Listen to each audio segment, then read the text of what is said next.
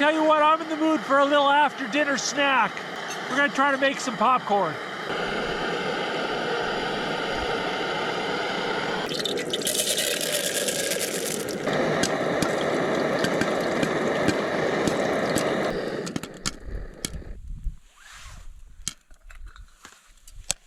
Making popcorn over the fire is so easy. Just put a little oil in the bottom of the pan, throw in a test kernel.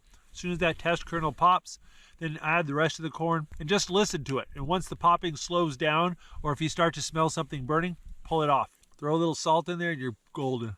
All right, time to boil some more water.